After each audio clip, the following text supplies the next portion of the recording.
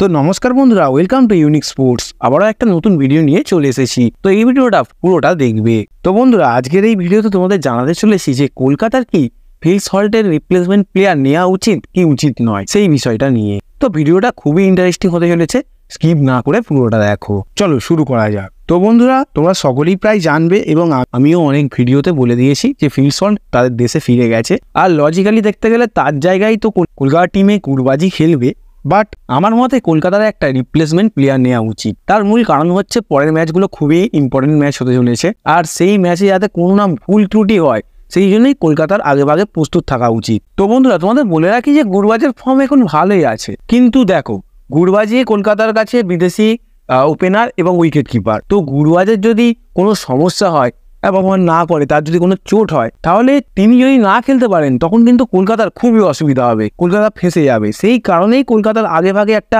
Backup player নিয়ে নেওয়া উচিত। আর বন্ধুরা, কলকাতা যেহেতু 1 নম্বর পজিশনে এইবারের আইপিএলটা শেষ করছে, সেহেতু তাদের কাছে পরবর্তী ম্যাচগুলো খুবই ইম্পর্টেন্ট। ফাইনাল রয়েছে, সেমিফাইনাল রয়েছে, তো সেগুলো হওয়ার আগেই কলকাতার টিমটাকে আরো মজবুত করে গড়া উচিত। কারণ কলকাতা চাইবে না যে তাদের কোনো পজিশনে ভুল ত্রুটি ঘটুক। তার আগেভাগে যদি কলকাতা সেই বিষয়টা বা সেই ডিপার্টমেন্টে যদি শক্তিশালী প্লেয়ার নিয়ে নেয়, তখন কলকাতার অনেকটাই সুবিধা হবে। তো বন্ধুরা দেখো, কলকাতার মূলত গুরবাজের পজিশনের প্লেয়ারদেরই নেওয়া উচিত। আর কলকাতার ওই জায়গাটা একটুখানি ফল্ট ঘটলে ঘটতে পারে যদি গুরবাজের ফর্ম না থাকে বা গুরবাজ যদি চোটে পড়ে।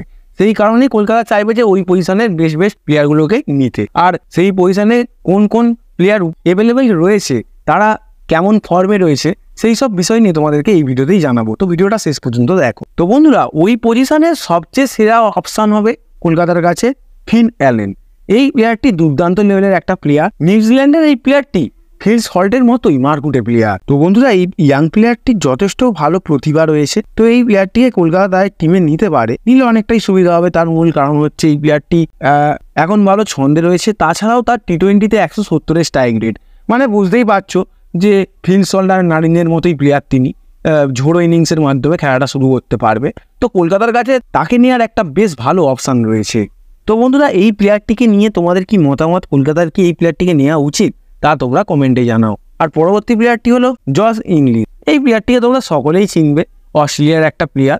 তিনিও দুর্দান্ত লেভেলেরই একটা প্লেয়ার। আমরা বন্ধুরা তাকে ওয়ার্ল্ড কাপের পরে যে ইন্ডিয়ার সাথে অস্ট্রেলিয়ার সিরিজ চলছিল, টি-20 সিরিজ, সেই সিরিজে একটা দুর্দান্ত 100 করতেও দেখি। তো সন্দেহ নেই অস্ট্রেলিয়ার প্লেয়ার খুবই ভালো প্লেয়ার। বন্ধুরা, এই প্লেয়ারটির যথেষ্ট ভালো অভিজ্ঞতাও রয়েছে।